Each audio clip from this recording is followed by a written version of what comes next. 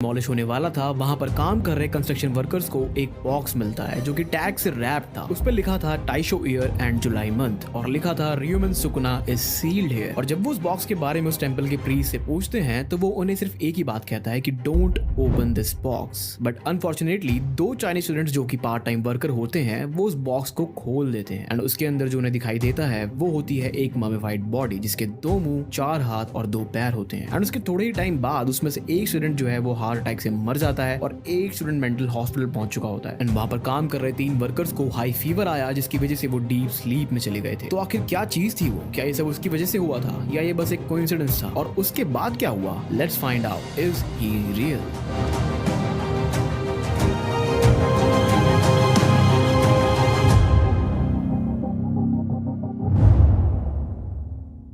साल 2000 में जापान की एक सोशल मीडिया वेबसाइट 2chan पर एक थ्रेड स्टार्ट हुआ था जिस पर लोग स्ट्रेंज और स्केरी स्टोरीज पोस्ट करते थे। अब इसी थ्रेड पर एक बंदे ने 2005 में ये स्टोरी पोस्ट की थी। इवाटे प्रीफेक्चर में एक पुराना टेंपल था जो कि डिमोलिश होने वाला था और वहां पर काम कर रहे कंस्ट्रक्शन वर्कर्स को 2 मीटर बड़ा वुडन बॉक्स मिलता है। वो बॉक्स काफी पुराना लग रहा था और जो उसकी वुड थी वो भी सड़ने लगी थी और उस पर टैग्स लगे हुए थे जिस पर लिखा था टाइशो ईयर जुलाई रियूमन सुकुना इन सील्ड। अब उस टाइम तो उन वर्कर्स ने उस बॉक्स को नहीं खोला और उसके कॉन्ट्रैक्टर ने कहा कि वो इस बॉक्स के बारे में उस टेंपल के प्रीस्ट से पूछेगा और वो लोग उस बॉक्स को पास के एक टेम्पररी से बने घर के अंदर रखकर चले जाते हैं। अब अगले दिन जब वो बंदा टेंपल की साइट पर जाने वाला होता है तो उसे कॉन्ट्रैक्टर का फोन आता है और वो उसे बोलता है कि उसने प्रीस्ट से उस बॉक्स के बारे में पूछा था और प्रीस्ट ने उस बॉक्स को खोलने से मना किया है और वो खुद आके उस बॉक्स को संभालेंगे। प्रीस्ट इस बात को लेकर काफी सीरियस था तो उस बॉक्स को मत खोलना। तो वो बंदा ये सब सुनकर अपने कोवर्कर को फोन करता है जो कि ऑलरेडी डिमोलिशन साइट पर होता है एंड वो उसे उस बॉक्स के बारे में पूछता है। तो उसे पता लगता है कि 2 चाइनीज स्टूडेंट्स जो कि इनकी कंस्ट्रक्शन कंपनी ने हायर करे होते हैं एज अ पार्ट टाइम, वो उस बॉक्स को खोल चुके होते हैं विदाउट परमिशन।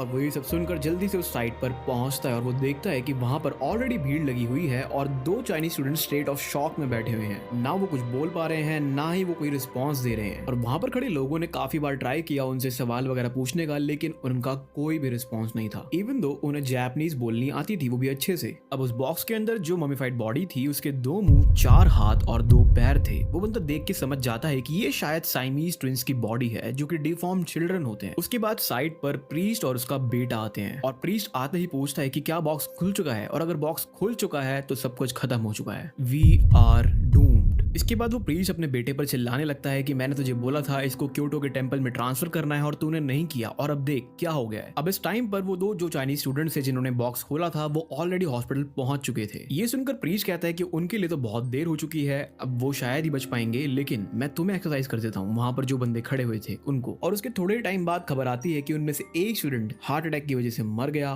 और एक स्टूडेंट जो है वो मेंटल हॉस्पिटल पहुंच चुका था। और उसके साथ साथ वहां पर जो काम कर रहे 3 वर्कर्स थे उनको बहुत तेज फीवर आया और वो बेड रेस्ट पर चले गए। और इवन जो ये बंदा है जिसने स्टोरी पब्लिश करी थी उसके पैर में कील घुसने की वजह से उसे 5 टांके आए और वो भी इतना ही कंफ्यूज था जितना कि अभी आप लोग हैं। तो वो कुछ सवालों के जवाब ढूंढने में लग गया। सबसे पहले उसने प्रीस्ट को कांटेक्ट करने की कोशिश करी बट प्रीस्ट ने उसे कंप्लीटली इग्नोर कर दिया। लकीली उसे प्रीस्ट के बेटे का नंबर मिल जाता है एंड प्रीस्ट के बेटे से उसे पता लगता है कि टाइशो पीरियड में एक कल्ट एग्जिस्ट करता था जिसका लीडर था मोनोनोबे टेंगोकू एंड वो बहुत ही ज्यादा ट्विस्टेड इंसान था। उसने उस टाइम के सर्कल से काफी डिफॉर्म लोगों को खरीदा जिसमें से ये साइमीज ट्विंस भी एक थे।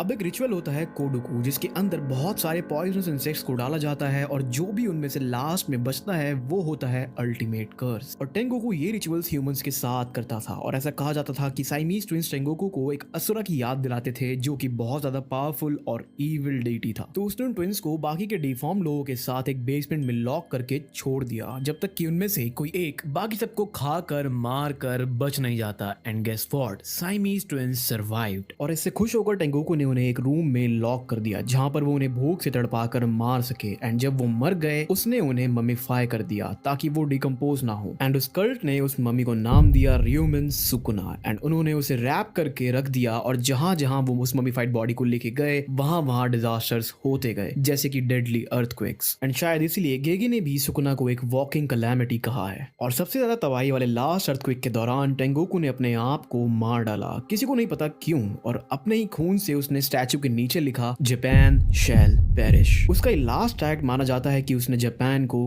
कर्ज करा। और इस स्टोरी को अगर ध्यान से देखा जाए तो गेगे ने काफी इंस्पिरेशन ली है सुकुना के लिए। ऐसे कई सारे रेफरेंसेस हैं जो कि हमें एनिमे के अंदर भी देखने को मिले हैं। फॉर एग्जांपल जिजेके के फर्स्ट चैप्टर में एक र्यूमर्ड जगह जिसके अंदर कंस्ट्रक्शन का वर्क चल रहा था, एक बॉक्स जो कि लोगों को मिला जो उन्हें ओपन नहीं करना चाहिए था, लेकिन फिर भी उन्होंने ओपन करा, और उस बॉक्स के अंदर ममीफाइड बॉडी के पार्ट्स होना। और कहानी सिर्फ यहीं पर खत्म नहीं होती है। निहोन शोकी द क्रॉनिकल्स ऑफ जापान, ये एक हिस्ट्री बुक है जो कि 720 एडी में लिखी गई थी। इस बुक के अंदर सुकुना को एक as a Japanese yokai demon की तरह डिस्क्राइब करा गया है जिसने बहुत सारे लोगों की जान ली। और इस बुक के हिसाब से र्यूमन सुकुना के 2 मुंह, 4 हाथ और 4 लेग्स थे, एंड वो 2 स्वॉर्ड्स, बो एंड एरो से बैटल करता था, और वो बहुत ज्यादा पावरफुल था। बट इंपीरियल किंग ने उसे मरवा दिया टाके फुरुकुमा के हाथों, क्योंकि वो इंपीरियल किंग के अगेंस्ट था। सुकुना जापान के गीफू प्रीफेक्चर से था, एंड सरप्राइजिंगली गीफू प्रीफेक्चर में सुकुना को एज अ डीमन नहीं बल्कि एज अ लोकल हीरो माना जाता है, क्योंकि उसने एक जहरीले ड्रैगन को अकेले मार गिराया। लोग उसे बहादुर हीरो की तरह देखते हैं जिसने वहां के लोगों को प्रोटेक्ट किया। लोग उसे अनडाउटेडली एक ग्रेट वॉरियर मानते हैं गीफू एरिया में। एंड मे बी ऐसा हो सकता है कि सुकुना रियलिटी में एक अच्छा बंदा हो, पर वो इंपीरियल किंग के अगेंस्ट था तो उसे एज अ इविल पोर्ट्रे करा गया। एंड आफ्टर ऑल ये बुक भी इंपीरियल किंग की फैमिली ने ही लिखी थी, so it might be a possibility. And lastly अगर हम देखें, गेगे ने काफी इंस्पिरेशन जापानीज माइथोलॉजी से भी ली है, जैसे कि सुकुना की cleave and dismantle technique, and real Sukuna की 2 स्वॉर्ड्स, सुकुना का fire arrow and real Sukuna का बो एंड एरो। एंड कोडो को जो रिचुअल मैंने आपको भी एक्सप्लेन किया था, सिमिलर चीज केंजाकू ने कल इन गेम में करी, सभी स्ट्रॉन्ग सॉर्सरर्स को आपस में लड़वा के, ताकि सबसे स्ट्रॉन्गेस्ट सॉर्सरर ही सर्वाइव कर पाए। और केंजाकू खुद भी टेंगोकू का डिपिक्शन लगता है, क्योंकि केंजाकू ने बहुत सारे ट्विस्टेड रिचुअल्स से चीजें करी हैं। सिमिलैरिटीज काफी हैं, एंड ये थी